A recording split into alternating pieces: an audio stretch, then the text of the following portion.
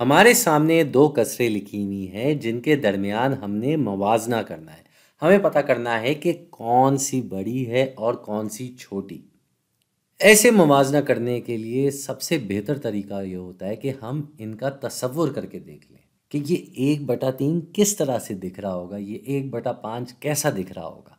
तो 1/3 की अगर हम बात करें, हम तसव्वुर कर लेते हैं कि हमारे पास एक डब्बा है और इस डब्बे के हमें कितने हिस्से करने हैं? 3 हिस्से। क्योंकि यहाँ नीचे 3 लिखा हुआ है, क्योंकि यहाँ नीचे 3 लिखा हुआ है। ठीक इसी तरह 1/5, इसका क्या मतलब हुआ? हमारे पास एक पूरा है और उसके 5 बराबर हिस्से हो गए हैं, क्योंकि यहाँ नीचे 5 लिखा हुआ है।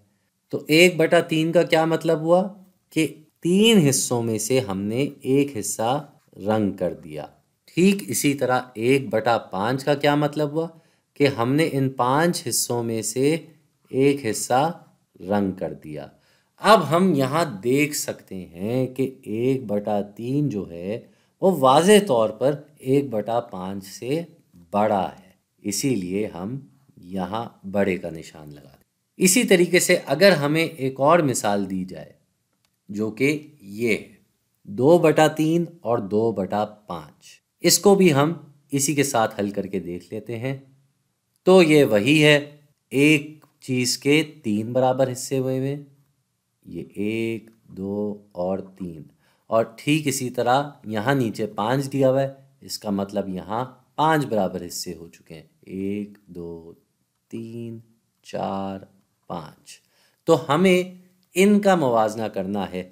2/3 का क्या मतलब कि 3 में से 2 हिस्से रंग कर दिए गए हैं, या फिर कह लें आप चुन लिए गए हैं। बात इन 3 में से इन 2 हिस्सों की हो रही है। इसी तरीके से यहाँ पे 2/5 का क्या मतलब है कि इन 5 हिस्सों में से 2 हिस्से रंग कर लिए गए हैं, 2 हिस्से चुन लिए गए हैं। और यहाँ भी हम देखते हैं कि ये 2/3 वाज़े तौर पर 2/5 से बड़ा है, इसीलिए हम 2/3 की तरफ बड़े का निशान लगा देंगे कि ये 2/5 से बड़ा है। इसके साथ साथ हम इस बात को ऐसे भी समझ सकते हैं कि कभी भी कसर में ऊपर अगर एक ही जैसा नंबर है, जैसे यहाँ दोनों कसरों में ऊपर 1 था, यहाँ दोनों कसरों में ऊपर 2 था, तो तरकीब ये है ऐसी सूरत में जिस कसर में नीचे वाला नंबर छोटा होगा वो कसर बड़ी होगी।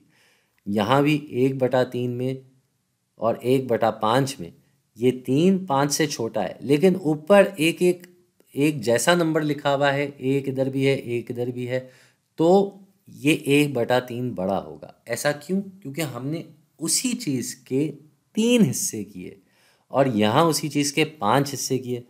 तो 3 हिस्से अगर करेंगे तो एक हिस्सा इस 5 हिस्सों में से एक हिस्से से बड़ा होगा।